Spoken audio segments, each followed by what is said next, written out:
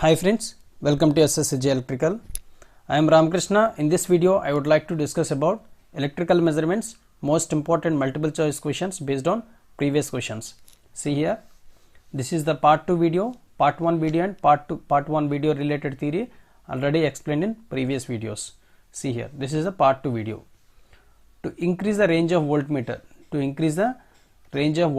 which is the correct answer we have to choose. Low resistance connected series, low resistance connected parallel, high resistance connected series, high resistance connected parallel. Which of the following is the correct answer we need to choose? See here, generally supply will be like this and here voltmeter will be connected. Here supply will be there, here voltmeter will be connected, so that voltmeter will read the reading. Okay, so when the range of the voltmeter will increase, so when we connect a high value of resistance in series with the voltmeter, then only the total range will increase. Okay, this is the supply, this is the voltmeter, this is the series resistance, this is the series resistance. When we connect a high value of series resistance, then total range of the voltmeter will increase. See here, so answer is high resistance in connected in series. A high resistance is connected in series is the correct answer. To increase the range of voltmeter, high resistance is connected in series. See here, extension of the range of voltmeter. The range of voltmeter can be extended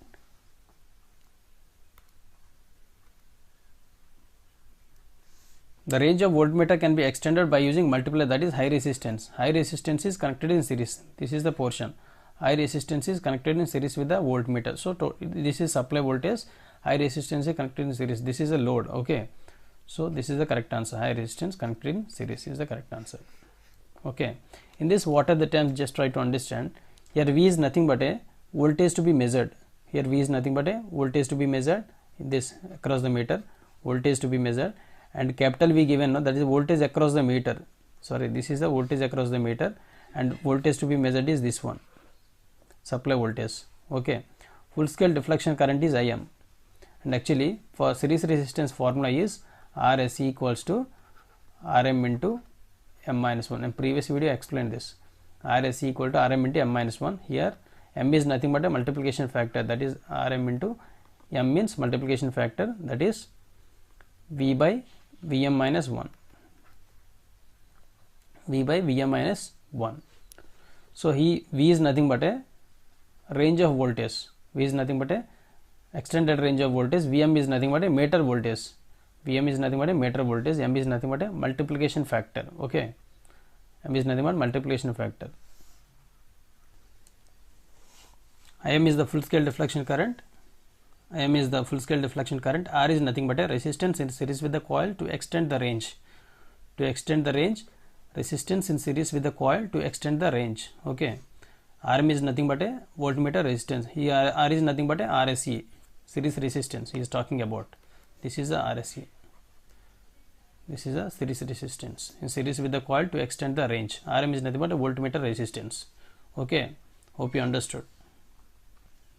Next one, the controlling torque in gravity control meter is proportional to, the controlling torque in gravity control meter proportional to, see here, actually control torque formula is WL sin theta.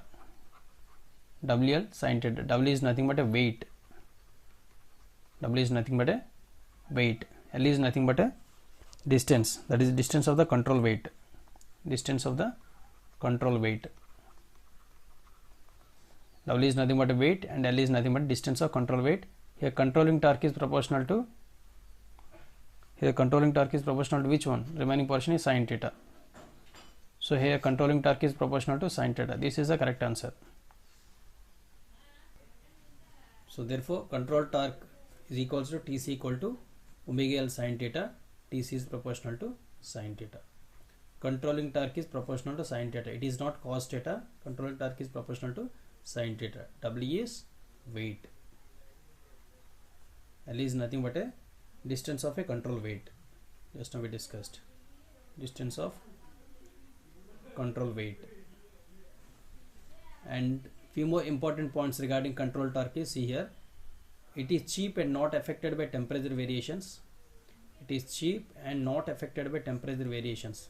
Which of the following torque doesn't affect the temperature variations means we can choose this controlling torque. It does not deteriorate with time. It does not deteriorate with time, and it is not subjected to fatigue. Okay, strong one it is. So these are the some of the important points regarding controlling torque. Okay, and control torque is proportional to sine theta. Very, very important. 12th question, you see, swamping resistance is used to compensate error due to. Swamping resistance is used to compensate error due to. You can see here, for temperature variations we use this. Swamping resistance is used to compensate error due to temperature variations. See here, this is a swamping resistance. Practically in circuit it will appear like this. Okay, this is the circuit, this is ammeter. In the ammeter, in series with the ammeter it connected. Swamping resistance is connected in series with the ammeter. This is a shunt resistance. Okay, here measured current will flow like this. The major portion of the current flow through this shunt resistance, and whatever the current that is remaining will current flow through the ammeter. And swamping resistance mainly used for temperature variation overcoming. Okay, for overcoming the temperature variations we use a swamping resistance. Low temperature coefficient it has, very, very important. Swamping resistance has very low temperature coefficient, very, very important. Okay, so practically it appears to be like this, swamping resistance. Megger is an instrument by which we can measure. Already in previous class also we have discussed, for measuring the insulation resistance we use Megger, very, very important. For measuring insulation resistance we use the Megger, and for insulation resistance very, very high resistance. So which is the correct answer here? High resistance. High resistance is the correct answer. For measuring high resistance we use the Megger here. Megger is the instrument by which we can measure high resistance, that is kind of insulation resistance. Okay, and for measuring high resistance we use different kind of methods, that is also very important. For measuring high resistance we use a loss of charge method, loss of, all these are multiple choice questions only, loss of charge method. For measuring high resistance we use loss of charge method and Megger-Ohm bridge method. Megger-Ohm bridge and Megger. Okay, for measuring high resistance we use Megger, loss of charge method, and Megger-Ohm bridge. Megger-Ohm bridge. Okay, not Megger, Megger-Ohm bridge, this one. So all these methods will be used for measuring the high resistance. Megger is used for measuring high resistance.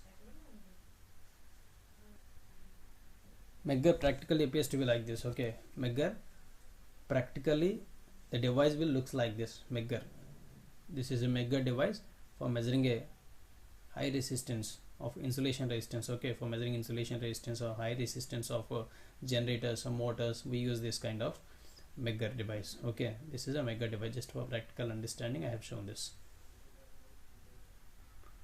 Next one, we think with the decrease in the strength of the permanent magnet in insulation Megger due to aging, the Megger reading will be, with the decrease in the strength of the permanent magnet in insulation Megger due to aging, Megger reading will be lower than the actual value. Okay, it would be lower than the actual value. What happens when decreasing strength of permanent magnet, induced voltage will decrease.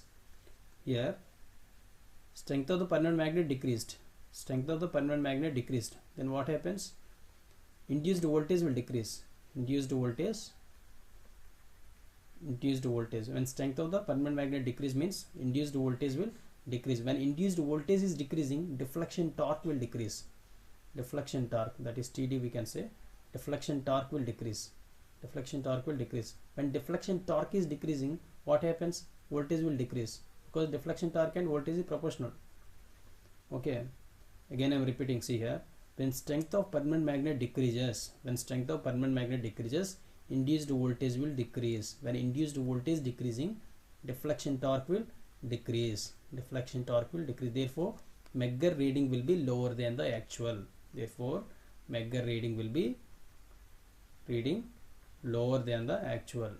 Lower than the actual. Okay, again I am repeating. When strength of permanent magnet decreases, induced voltage will decrease. When induced voltage decreasing, deflection torque will reduce. When deflection torque reduces, Megger reading will be lower than the actual value. Hope you understood. So be lower than the actual value. This is the correct answer. Okay. A static combination of control coil and compensating coil is used in Megger to minimize the effect of. A static combination of controlling coil and compensating coil is used in Megger to minimize stray magnetic field. Okay. It is for stray magnetic field. A static combination of control coil and compensating coil is used in Megger to minimize the effect of stray magnetic field. Very, very important. To minimize the effect of stray magnetic field is the correct answer. Okay. Here 11th question is little lengthy, that is why I am discussing at the end. 11th question little lengthy. A ammeter is obtained by shunting a 30 ohm galvanometer with 30 ohm resistance. What additional shunt should be connected across to double the range? To double the range, and what additional shunt should be connected across to double the range? Okay. See here. So meter appears to be like this as per the given question. Circuit will be like this. Then what happened? Shunt resistance is asking, no? Shunt resistance. We know that Rm by M minus 1. Whatever the given value, just substitute here. Whatever the given value, substitute here. Rm given. From this we can calculate M value. M equal to Rm by Rsh plus 1. Okay. Rm is how much given? 30 ohms given. Shunt resistance 30 given. 30 by 30 plus 1. 1 you got. So M equals to 2 you got. M equals to 2 you got. So M equals to 2. So I equals to 2 Im you got. I equal to 2. As per the given question, what happened? Double the range. For double the range, what happens? I equals to I dash becomes how much? I dash becomes 2 Im it becomes 4 Im. Okay, it becomes. Now we want this ammeter to have twice the rating again, 4 times the rating of the galvanometer. Let the required shunt resistance R2 ohms as shown below. So we are connecting to double the range. What we are doing? We are connecting another resistance. We are connecting another resistance and we are simplifying to have the 4 times the extension, that is M equals to 4. From this you got, okay, from this you got M equal to 4. I dash equal to 4 Im. From this I equal to 2 Im, no? For double the range I dash becomes 4 Im. I dash becomes 4 Im. I dash by Im equals to 4. So M dash equals to 4 you got. Substitute in the values then. Therefore what you will get here, some R2 term will come here. That is R2 you are connecting here, and RSH equal to Rm by M minus 1. Now what it becomes? M dash. M dash how much we got? Rm is nothing but we know that is 30 ohms given. M dash is nothing but a 4. Just now we got 4 minus 1. Here shunt resistance is nothing but, which is the shunt resistance here? 30 parallel to R2, no? So 30 parallel to R2, simplify. So 30 into R2 by 30 plus R2 is equals to 30 by 3, that is 10. Simplify this, you will get the answer. 30 R2 equals to 300 plus 10 R2. How much you will get? That is 20 R2 equal to 300. R2 equal to 300 by 20. That is 15 you will get. Therefore, R2 equal to 15 here. 15 ohms. Therefore, additional shunt to be connected here to double the range is 15 ohms. Additional shunt resistance should be connected here to double the range is 15 ohms. R2 equal to 15 ohms. Hope you understood. See one more time so that you can understand better. Okay. So this is regarding multiple choice questions on electrical measurements. Okay. This is a part 2 video. Part 1 video already explained in previous video. Okay. So thanks for watching this video. Please like this video and share this video with your friends, and don't forget to subscribe this channel for more videos. Thank you.